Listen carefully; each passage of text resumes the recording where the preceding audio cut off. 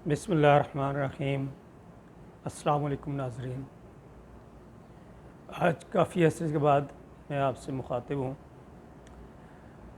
मुझे कुछ दिन पहले पाकिस्तान जाने का मौका मिला और वहाँ पे 2-3 माह मैंने गुजारे, 2 माह गुजारे। इस दौरान कुछ चीज़ें देखी, उनके बारे में मैं कुछ बात करना चाहता हूँ अपने इलाके के हवाले से, स्पेशली तहसील तलगंग और वहाँ के जो हालात हैं उनमें से सबसे पहले जिस मौजू पे मैं बात करना चाहूँगा वो तलगंग के महकमा माल की करप्शन है। और उस करप्शन में दोनों तरफ से अवाम भी शामिल हैं और जो वहाँ के मुलाजमीन हैं वो भी शामिल हैं, क्योंकि ताली दोनों हाथों से बजती है। अगर देने वाला ना दे तो लेने वाला नहीं ले सकता, इसलिए कहते हैं कि जब देने वाला तैयार होता है तो लेने वाला लेता है। तो बेसिकली तलगंग के महकमा माल की जो करप्शन है उसकी 2-3 बेसिक बुनियादी वजूहात हैं। एक तो लोगों की लाइल्मी है, एक लोगों की जल्दबाजी है और एक लोगों की खुद से नाजायज़ काम करवाना, या जिस काम का उनका हक़ नहीं होता वो लेना चाहते हैं तो उसके लिए फिर वो पैसे देते हैं।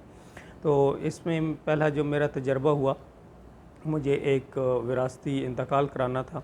तो उसके लिए जब विरासती इंतकाल की स्टार्ट किया प्रोसेस, तो पता चला कि इसमें जो पीड़ा फतेहाल मेरा गांव है उसके पटवारी के साइन भी करवाने हैं, उससे एक शजरा बनवाना होता है वो बनवाना है, फिर इसके अलावा गिरदावर से जाके साइन करवाने हैं, फिर तहसीलदार या नायब तहसीलदार जो भी अवेलेबल हो उससे भी साइन करवाने और फिर उसको ज़राई अराज़ी सेंटर में जमा कराना है जो तलगंग के हैं। तो इस सारे प्रोसेस में जो ड्यू प्रोसेस था मैंने स्टार्ट किया, पटवारी से भी मैंने साइन करवाए और उसकी ख्वाहिश के बरक्स मैंने वहाँ पर कुछ नहीं दिया, क्योंकि वो एक सरकारी मुलाजिम है और सरकारी मुलाजिम पटवारी एक सरकारी मुलाजिम है और वो अपनी खदमात की जो आवाम को वो जो सर्विसेज आवाम को देता है वो उसकी तनख्वाह लेता है। अगर वो तनख्वाह ना ले रहा होता और वह वैसे बैठा होता और लोगों को सर्विस प्रोवाइड करे तो उसका हक़ बनता है कि उसको कुछ दिया जाए, लेकिन जब वो सर्विस के बदले में अब तनख्वाह लेता है, मंथली तनख्वाह लेता है, तो इसलिए इसी तरह से पटवारी ने मुझे 1-2 चक्कर लगवाए साइन के बहाने, ताकि ये शायद तंग हो के, लेकिन मेरा ये तरीक़ाकार है कि लोग चाहे मुझे चक्कर लगवाते रहें लेकिन मैं काम प्रोसीजर के तहत की ही करता हूँ और कोशिश होती है कि कोशिश क्या बल्कि आलमोस्ट कभी रिश्वत नहीं देता। तो बहरहाल पटवारी से काम करवा लिया। इसी तरह गिरदावर ने फिर मुझे चक्कर लगवाया, इसलिए कि वहाँ पे मैंने कोई पैसा नहीं दिया, क्योंकि मेरे सामने एक शख्स को उसने साइन करके दे दी, उसके पास कोई रिक्वायर्ड डॉक्यूमेंट्स नहीं थे, चीज़ें कम थी, लेकिन क्या था कि उन्होंने उसको जो भी नजराना था उनको पहुँचा दिया था, लेकिन मुझे उसने साइन करके नहीं दिए। तो मैंने उनको ये बताया कि आप मुझे साइन करके ना दें, लेकिन मैं जब पूरे जो रिक्वायर्ड डॉक्यूमेंट्स हैं जो मैं पता करने गया था कि मुझे दें, बताएं आप रिक्वायर्ड डॉक्यूमेंट्स मैं पूरे करके लाऊंगा, लेकिन उसके बाद अगर आप समझते हैं कि मुझसे आप कुछ लेंगे या आप साइन नहीं करेंगे तो ये पॉसिबल नहीं, आपको साइन करने पड़ेंगे। बहरहाल इस प्रोसेस पे फिर कुछ टाइम लगा, मैंने सारे जो ड्यू प्रोसेस था वो कंप्लीट किया, साइन करवाए और अपना मैंने विरासत इंतकाल बगैर किसी रिश्वत के 1 रुपया भी किसी को दिए करवाया। लेकिन इसका ये बैड इफ़ेक्ट क्या हुआ कि मुझे एक और छोटी सी ज़मीन थी जिसकी मुझे निशानदेही करवानी थी और उसके लिए मुझे एक डॉक्यूमेंट चाहिए था पटवारी से। 2 सफ़े थे, 2 सफ़ों की मुझे फ़ोटो स्टेट चाहिए थी। अब वो पटवारी ने सारा दिन मुझे तलगंग में इंतज़ार करवाया, पहले मैं यहाँ पे हूँ, फिर यहाँ पे हूँ, फिर दफ्तर का कहा, फिर दफ्तर में नहीं, आज जुम्मा है, जुम्मा पढ़ने जा रहे हैं, तो आप भी जुम्मा पढ़ने आ जाए। मैं जुम्मा पढ़ने चला गया उन्हीं के साथ उसी मस्जिद में। जैसे ही हम निकले तो जो पटवारी है शेर हुसैन, ये पीड़ा फतेहाल का पटवारी है और इसके साथ एक इसका हेल्पर है या कह लें मुंशी कह लें नासिर है। जैसे ही शहर से इससे मस्जिद से निकले तो कहते हैं कि हमने तो रोटी खानी है, तो दोनों होटल की तरफ चल पड़े और मुझे भी कहते हैं आप भी होटल पे आएँ। मैं भी चला गया। अब दोनों ने एक दूसरे को इशारों के नाम में और आँखों के ज़रिए इशारे करने शुरू किए कि बकरा आ गया, इसको ज़िबा करते हैं। तो दोनों ने, शेर हुसैन ने आर्डर दिया कि जी 3 जो है ना मटन ले आएँ और उसके बाद जो भुने हुए चने ले आएँ और इसी तरह से अब जो खाना आया उस खाने को खाया नहीं गया बल्कि ज़ाया किया गया। ज़ाया करने के बाद और साथ मीठा लें तो तकरीबन 2300 का ये एक बिल बनाया गया। और वो बिल मैं इसको कहता हूँ कि ये इन्होंने खाना खाया नहीं था बल्कि खाना ज़ाया किया था, और खाना खाने के बाद दोनों उठ के चल पड़े। इसका मतलब यही था कि खाने का बिल मुझे ही पे करना है, क्योंकि मैं मजबूर था कि मुझे 2 पेज लेने थे, 2 पेज की फ़ोटोस्टेट इनसे लेनी थी। ये एक बुक होती है जिसमें फ़ील्ड बुक कहते हैं, उसमें मुख्तलिफ़ जगहों के जो जगह जिसको आप देखना चाहते हैं उसका रकबा वगैरह लिखा होता है, तो वो उसके 2 सफ़े लेने थे। तो ये दोनों खाना खा के चल पड़े। तो मैंने होटल वाले को कहा कि मैंने कहा ये दोनों हराम खा के मुझसे जा रहे हैं और मैं मजबूर हूँ कि मुझे इस हराम का, इनके हराम का मुझे बिल देना पड़ रहा है। दिल तो मेरा ये कह रहा है कि मैं बिल ना दूँ, लेकिन मुझे देना पड़ रहा है, तो मुझे आप बिल की जो कापी है वो भी दे दो। और साथ ही मैंने उसको बाअमर मजबूरी पे किया, क्योंकि मैं इन ज़ालिमीन के आगे मजबूर था कि मुझे वो फील्ड बुक के 2 पेज चाहिए थे। तो ये दोनों जुल्म, मतलब कि जुल्म भी किया और हराम खा के चले गए। बहरहाल उसके बाद इन्होंने फिर मुझे काफ़ी इंतज़ार करवाया। मैं दफ्तर के सामने खड़ा रहा, ये फिर कहीं और चले गए। वहाँ से वापस से मैं फ़ोन करता रहा, क्योंकि अब तो उन्होंने मेरा माल खाया हुआ था। तो फिर मैंने इनको सख्ती से 2-3 दफ़ा फ़ोन किया कि भाई अब तो आ जाओ, पूरा दिन मुझे यहाँ पे तुमने जलील किया, तो क्यों नहीं आ रहे। बहरहाल ये आए, फिर 2 जो सफ़े थे वो फील्ड बुक की मुझे प्रिंट फ़ोटोस्टेट करवा के उन्होंने दे दिए। उस फ़ोटोस्टेट की भी मैंने 200-250 रुपये इसको अलग से दिए थे, जो इसका मुंशी नासिर है। बहरहाल तो इस तरह से अगर आप ये महकमा ऐसा है कि इसमें आप बच भी सकते हैं अगर आप चाहें, और बाज़ औक़ात ऐसी सूरत हाल आ जाती है कि जहाँ आप मजबूर हो जाते हैं। इसके बाद दूसरा मुझे तजर्बा हुआ तलागांग के जो ज़राई अराज़ी सेंटर है, मुझे एक ज़मीन का इंतकाल कराना था जो परचेज़ की थी। तो अब उसमें जो करप्शन का तरीक़ाकार है ज़राई अराज़ी सेंटर में, वो ज़मीन की एवेलुएशन है। एक ज़मीन होती है बंजर है, गवर्नमेंट का जो टेबल होता है, रेट होते हैं, उसमें बंजर ज़मीन का कम रेट होता है, फिर आबाद ज़मीन है, फिर रोड के पास है, फिर कमर्शियल ज़मीन है, इस तरह रेट होते हैं मुख्तलिफ। तो ये लोग क्या करते हैं कि ये लोग जैसे ही बंदा जाता है तो उसका हाई रेट लगाते हैं कि जी हम आपका तो ये रेट है, ये एवेलुएशन है। लेट्स सपोज आपकी एक कनाल की कीमत 70 लाख या 1 लाख है, लेकिन मे बी जो ज़मीन की कंडीशन हो, वो बंजर ज़मीन हो, वो गवर्नमेंट के जो रेट है उसके मुताबिक 50,000 की हो, उधर 70,000 की, मतलब वो या लाख कम की, मतलब इधर 50,000। तो क्या होगा कि जब वो हाई वैल्यूएशन लगा देते हैं तो आपका टैक्स बहुत ज़्यादा हो जाता है, क्योंकि नॉन फाइलर की केस में आपको 11% टैक्स देना पड़ता है बायर को और 4% सेल करने वाले को। और अगर आप फाइलर हैं तो फाइलर के केस में जो ख़रीदने वाला है उसको 6% टैक्स देना पड़ता है, और जो बेचने वाला है उसको 2%। तो ये क्या करते हैं कि हाई एवेल्यूएशन लगाते हैं। तो अब लोग टैक्स से बचने के लिए इसे कहते हैं कि नहीं जी लो एवेल्यूएशन लगाएं, तो फिर ये लो एवेल्यूएशन के लिए ये कहते हैं कि आप कुछ हमें दें, क्योंकि आप इतना पैसा बचाना चाहते हैं, लेट्स सपोज आप 1 लाख 2 लाख टैक्स का बचाना चाहते हैं, तो आप हमें भी कुछ दें, फिर ये डील करते हैं। तो ये इनका एक स्टैंडर्ड प्रोसीजर है इसमें। अब और दूसरी तरफ जो होता है, ऐसे लोग होते हैं कि जो कमर्शियल ज़मीन ले रहे होते हैं, जो प्लॉट्स ले रहे होते हैं मतलब शहर के अंदर, अब उनकी एक्चुअल में वैल्यूएशन ज़्यादा होती है।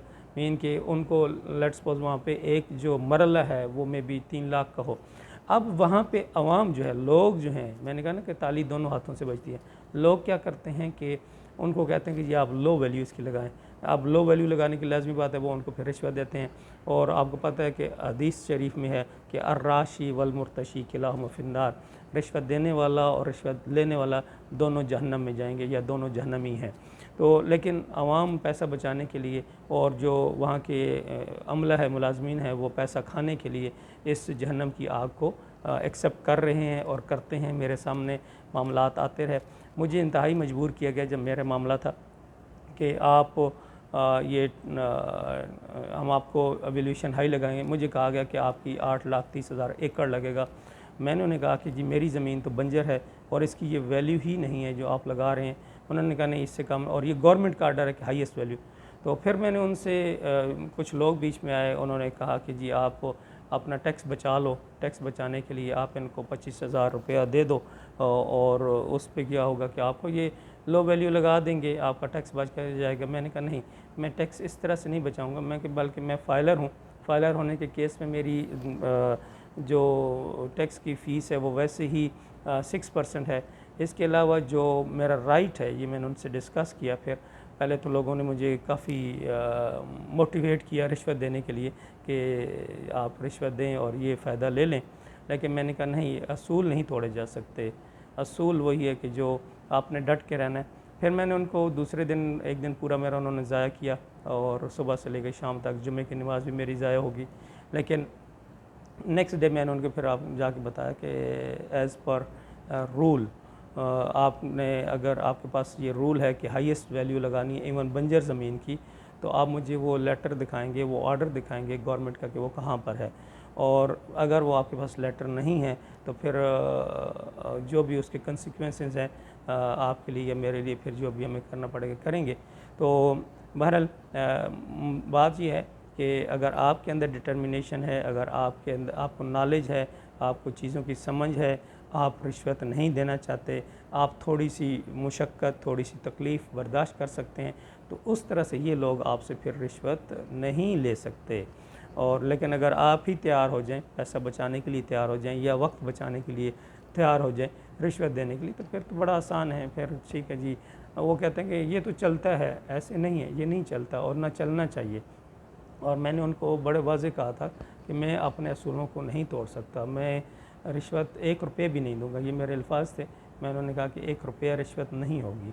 जो रेट है 7 लाख का बनता था, 7 लाख ये भी उनके बकौल था, मेरे अंदाजे से तो 7 से भी कम था वैल्यूएशन। बहरहाल मैंने कहा कि आप जो एक रीज़नेबल और जस्टिफाइड रेट है मेरे लिए और जो मेरा राइट है, मैंने उन्हें कहा कि मेरा राइट है कि मुझे राइट एवेल्यूएशन मिले, बंजर ज़मीन की, बंजर जो ज़मीन का रेट है उसके हिसाब से एवेल्यूएशन लगे। तो 7 लाख पर एकड़ के हिसाब से फिर उन्होंने एवेल्यूएशन लगाई। उसमें मुझे, क्योंकि मैं ऑलरेडी टैक्स पेयर लिस्ट में हूँ, तो मेरे लिए फिर जो टैक्स की अमाउंट थी वो काफ़ी रिड्यूस हुई। लेकिन सारे की सारी क्या है कि ये आपका लीगल राइट था, ये इसमें ना कोई रिश्वत थी ना कोई आपका, और सिर्फ क्या था कि आपको इस चीज़ का नॉलेज होना चाहिए कि आप जहाँ पे खड़े हैं और वहाँ पे क्या करना है। दूसरा क्या कहते हैं कि आपको रजिस्ट करना चाहिए। जब भी आपसे कोई पैसा मांगे उससे पूछें भाई किस चीज़ का पैसा है, क्या आपको तनख्वाह नहीं मिलती, और अगर वो कहता है कि ये गवर्नमेंट की तरफ से, तो आप सवाल पूछें। आपका ये राइट है इन्फॉर्मेशन लेना कि जी अच्छा ये आप कह रहे हैं गवर्नमेंट का ऑर्डर है, तो where is that order. Government कोई ऑर्डर हवा में नहीं देती, गवर्नमेंट के कोई ऑर्डर ज़बानी नहीं होते, ये याद रखिएगा। गवर्नमेंट कोई भी अगर ऑर्डर देती है अपने मुख्तलिफ महकमों को या जो इंस्टीट्यूशंस होते हैं या उनके मुलाजमीन को, तो वो रिटर्न आते हैं ऑर्डर्स। तो आप उनसे पूछें भाई वो जो आप ऑर्डर कीजिए, जिस चीज़ की बात कर रहे हैं वो कहाँ पे, वो मुझे दिखाएं। तो इस तरह से आप ख़ुद माशरे को खुद करप्शन के ख़िलाफ़, रिश्वत के ख़िलाफ़ पहले तो ख़ुद उठना चाहिए ना। मैं ख़ुद जो करप्ट हूँ मैं ख़ुद ही तैयार हो जाऊँ, अच्छा मुझे 2.5-3 लाख टैक्स बच रहा है तो 25,000 दे दो। मुझे ये इक्वेशन समझाई कि देखो यार तुम 25,000 दोगे तो तुम्हारा 2.5-3 लाख टैक्स बच जाएगा, तुम्हें बचत हो जाएगी। मैंने कहा बचत तो हो जाएगी, लेकिन दूसरी तरफ तो मैं समझ नहीं आ रही कि मैं रिश्वत दे रहा हूँ। और रिश्वत के बारे में नबी पाक सल्लल्लाहु अलैहि वसल्लम ने क्या फरमाया, अर्राशी वल मुर्तशी किलाहुमा फिन्नार। रिश्वत देने वाला, रिश्वत लेने वाला दोनों जहन्नमी हैं या दोनों आग में डाले जाएंगे। तो मैंने कहा ये आपको नज़र नहीं आ रहा। दूसरा मैंने उन्हें ये बताया कि मैं माशरे का एक चेहरा हूँ, माशरे का मैं एक नुमाइंदगी के लिए यहाँ आता हूँ लोगों की, एक इलेक्शंस में आता हूँ और एक अवामी ओहदे के लिए कंटेस्ट करता हूँ। तो क्या मैं इस तरह के गलत काम शुरू कर दूँ, एक छोटे से फ़ायदे के लिए मैं रिश्वत देना शुरू कर दूँ और करप्शन शुरू कर दूँ? तो मैंने कहा ये नहीं हो सकता। इसलिए आप लोगों ने, ये माशरे का काम है, माशरे की ज़िम्मेदारी है कि वो रिश्वत के ख़िलाफ़ खड़े हों और इसका सद्भाव करें। आप खड़े हो जाएंगे, एक बात, एक असूल की बात जाएगी, सरकारी मुलाजिम के पाँव नहीं होते जब तक कि आप राइट हैं, जब तक कि आप ठीक हैं, जब तक कि आप ड्यू प्रोसेस को फॉलो कर रहे हैं। कोई सरकारी मुलाजिम आपको रिश्वत देने पे मजबूर नहीं कर सकता। वो आपके काम को 2-3 दिन डिले कर सकता है, रोक सकता है, हीले बहाने कर सकता है, लेकिन फाइनली उसको वो काम करना पड़ता है।